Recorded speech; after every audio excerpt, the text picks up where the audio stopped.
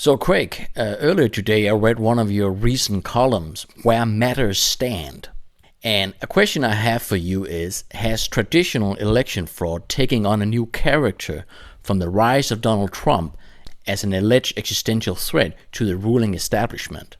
Yes, that's exactly what has happened. This differentiates the electoral fraud associated with Trump's runs for president from previous electoral frauds because it's about more than just stealing an election. It's about getting rid of Trump and getting rid of the notion in the minds of American voters that there can be a candidate that challenges the ruling establishment instead of a candidate that serves the ruling establishment. So that's what is underway with Trump. They are establishing the fact that any presidential candidate, or for that matter, Senate or House of Representatives candidate, who claims to be on the side of the people against the establishment, that candidate will be displaced by one means or another.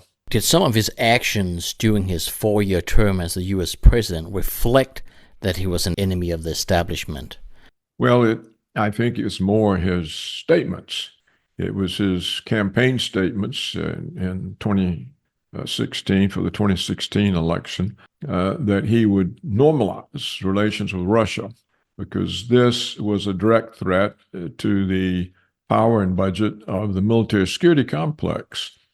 When he made this threat, he threatened the CIA and the defense establishment in the same way that John F. Kennedy did in negotiating with Khrushchev to end the Cold War, and in the same way that President Nixon did with the SALT I agreement with Russia and with going to China to end the conflict with China. You may remember that it was Nixon who declared the One China policy and replaced Taiwan as the country on the National Security Council with China.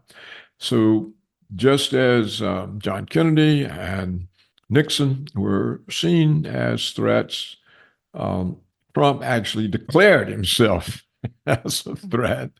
And of course, he also threatened the establishment by saying that he was going to take power away from them and give it back to the people. So this was really unprecedented. And Nixon never formally challenged the establishment. He just said, we've got to wind down these tensions. We need more peace, more secure situation. And Kennedy, having experienced the near termination of life with the Cuban Missile Crisis, was working with Khrushchev to be sure that something like this didn't happen again. But even though they did not declare themselves to be enemies of the establishment, they were perceived that way. Well, Trump was not only perceived, but he declared himself openly. And that, of course, changed the dynamic dramatically. If he is re-elected, do you expect him to attempt to normalize relations with Russia, or would this simply be an impossibility? Well, it may have gone too far. It would depend a great deal on the character of the people he's able to get appointed to his government. If he has a very supportive government and a very intelligent one, he might be able to do that. But he has now positioned himself, I think, in response to the Russiagate challenges, the insurrection challenges, the assertions by the director of the CIA that he was a traitor. I think he's positioned himself now as somebody who has to be tough on foreign enemies. And so it may well be he will bluster. And blustering is not the way you get diplomatic solutions. So I can't say he would attempt it or that he would be successful. I think he was blocked from his initial agenda, and that they've now got him off task, and they'll keep him off task. I think that's the more likely, but we don't know. We'll just have to see what happens. What is some of the evidence that the establishment is targeting Trump? Well, the recent assassination, in my view.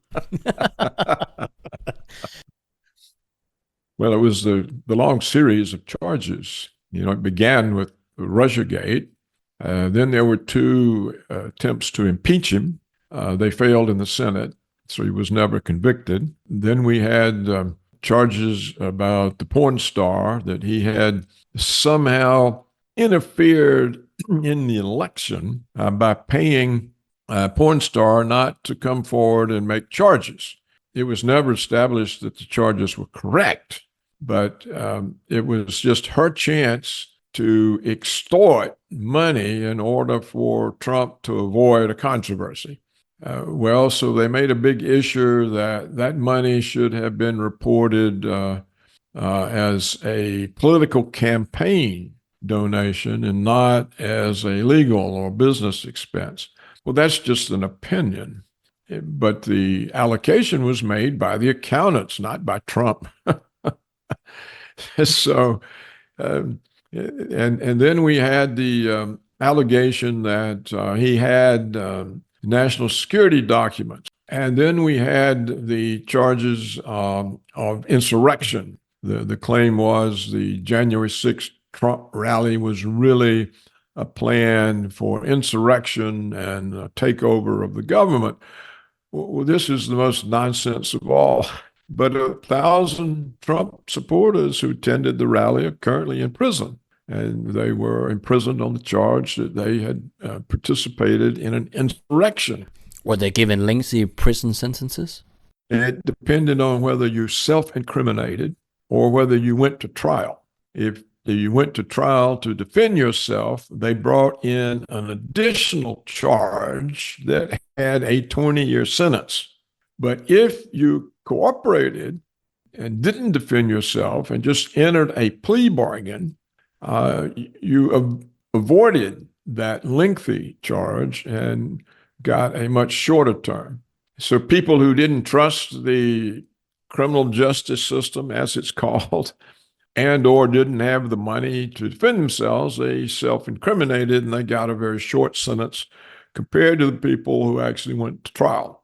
So these were things that that they did in order to knock Trump out. Now, when all of that failed and it looked like he was running again, they turned some of these charges into criminal indictments. And then they brought a bunch of other civil indictments, and they have tried to block him even from being a candidate by keeping him tied up in numerous court cases. If they indict you, you have to defend yourself, even if the charge is ridiculous. So those are the ways. And now we have the appearance of some new attempts. The new attempts are that they are using media and social media to prepare the public to accept the theft of the election. They're doing this by putting out a lot of fake polls that show that the race between Trump and Kamala Harris is neck and neck, with Harris having large leads in the so-called swing states. Now, the purpose of these polls is to create in the public's mind that it is a very close race and that Kamala may very well win, because if public has that perception, it becomes possible to steal the race.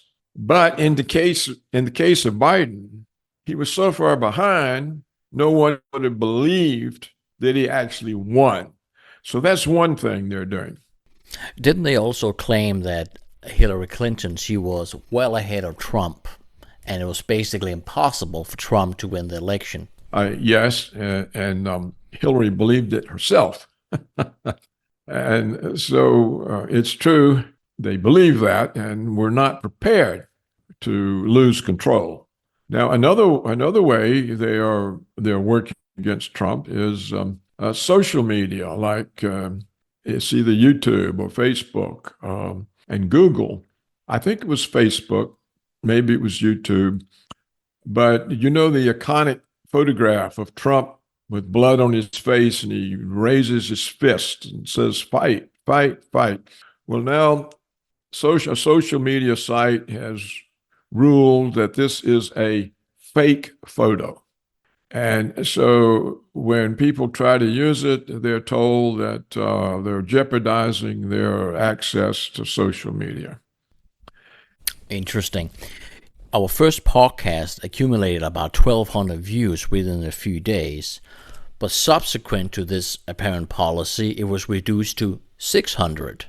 And now we're at about 800. How's that possible? That's really something. I heard about that in the past regarding other, say, controversial subjects. Even though our first podcast wasn't even controversial, we were just discussing various theories and the evidence.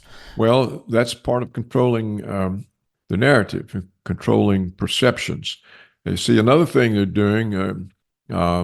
Someone posted evidence that if you Google Trump, up comes information about Kamala Harris. But if you Google Kamala Harris, up comes information about Kamala Harris. So that it looks like Google or someone there is interfering with the ability to use Google as a search engine to get information on Trump. Right. They have been doing this for a long time, both Google and also other, say, competitors to Google like DuckDuckGo. When you search for, say, any subject outside the mainstream sphere, then you get all the mainstream hits from CNN, BBC. Anything that challenges the official narrative is buried by the search engines, and it's almost impossible to find it unless you know where to look. That's right. And what it does is if someone sees a video or hears a podcast, it gets them to thinking and they want to learn more. They can't. You'd have to be a real expert to figure out how to navigate to find information that Google and Apple and the rest don't want you to find. And so this is a way that they box in Trump's ability to communicate with people, and they box in the ability of people to find out what might really be going on. So it's a controlled explanation that works for them. It's amazing, given their power, that Trump still has such a powerful support base. So, Craig, if all the efforts fail and Trump is elected, will there be another assassination attempt, assuming that the first one was somehow orchestrated by the establishment? What do you think?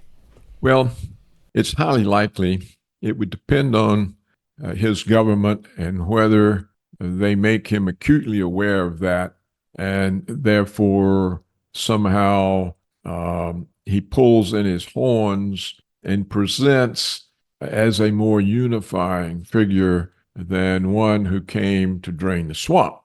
If he persists in the perception that he's there to drain the swamp, this will maximize the likelihood of unofficial deep state assassination, because they really cannot afford to give up power. If they lose control, in other words, the skeletons in their closet, the murders, all the crimes, they're extremely vulnerable. So they have to stay in control, or else they have to be assured that Trump has given up on any effort to really expose them. So it really depends on who Trump's government is, how perceptive they are, whether they are fighters who are willing to take all the risk with Trump's life, or whether they are going to say, look, our reputations will also suffer if he's too hard-edged and we won't have a career in the establishment, but if we can modify him, if we can sort of make him more moderate and present him as a unifying figure, we can probably remove the assassination threat, and we'll also boost our own standing with the establishment. So I don't know that that won't happen, because I've often wondered where he's going to find a government full of fighters. Just because he seems to be one, that doesn't mean this is common among people who end up in Washington. And most of them find that they have to very quickly compromise just in order to exist in office. So I think this remains to be seen, and it'll be very interesting. When you were in the Treasury, did the establishment try to influence monetary policy? Did you feel the push from the establishment to go in one direction? What can you tell us about that? Well, the establishment was very much opposed to Reagan's economic policy, the financial establishment, because they didn't understand it, and they read it as an inflationary policy that would ruin their bond and stock portfolios. And the chairman of the Federal Reserve also saw it as inflationary, and that he would end up being blamed for the inflation that he thought the Reagan tax rate reductions would cause. You see, the financial establishment all thought of Reagan's policy in terms of the old Keynesian demand management. They couldn't get their minds around the supply side aspects. And so they simply saw it as a threat. And so they were trying to close us down from day one. And they had a lot of influence with David Stockman and Jim Baker. Stockman was the director of the Office of Management and Budget, and Jim Baker was George Herbert Walker Bush's right-hand man, serving as Ronald Reagan's chief of staff. So yes, they very much wanted to prevent the program, and they used the media, and it was a knockdown, drag-out fight. What Don Regan and I both noted, we would get invited to all of these dinner parties, these Georgetown dinner parties that the establishment would hold. And what they wanted to do was to tell us how to run the Treasury. Now, I remember when Don Regan, who was the Treasury Secretary, he called me in his office one day and he said, "Craig, did you go to these dinner parties?" I knew what was coming. And I said, "Yes." He said, "Well, I'm not going to any more of them." He said, "All they want to do is tell me how to run the Treasury." Well, it was a mistake, because it cut him off from any possible support when they came after him. And they used the Iran-Contra affair that the neoconservatives had orchestrated to blame Don Regan. And of course, as he had not built his bases by going to dinner parties, he didn't have the protection he needed to weather that storm. So that's the way Washington really operates. You see what I'm saying? It's quite a difficult situation to be effective in. You frequently refer to the establishment. What is the establishment? How do you define it? Yeah, I think we call it the establishment, the deep state, because we don't know all the details. We know, of course, the CIA is part of it, and all the security agencies. And we know, of course, that the powerful economic interests, the private economic interests, the military complex, the armaments companies, corporations, they're part of it. We know that Big Pharma is a part of it. We know that Wall Street, the financial center, is part of it. Agribusiness, the great, large, powerful economic interests are part of it. There are people who think that international elements that are part of it. Some of them think the Rothschilds, the Bilderbergs, the World Economic Forum. Some people think these organizations, these groups, have some sort of control over the decision making in the United States. I don't know if that's possible. I don't know why the CIA would be content to be controlled by the Bilderbergers or by Klaus Schwab at the World Economic Forum. So the fact that we don't really have a good, solid picture is why we referred to it as the deep state, the ruling establishment, the ruling elite. It's the people with the influence, and that's generally the people with the money, because their money becomes campaign contributions that elect the president, the House, the Senate. And so these governmental institutions are responsive to those who provide the money that enable them to get into office and stay in office. So the assumption is that these groups are totally different from the voters, who don't provide very much of the money that candidates need to be elected and to stay in office. So that's why there's this notion of the split between the people and the real influence in governing or over government. And so we call on the deep state the ruling establishment. This concludes this week's episode. Consider subscribing on paulcraigroberts.net to stay updated.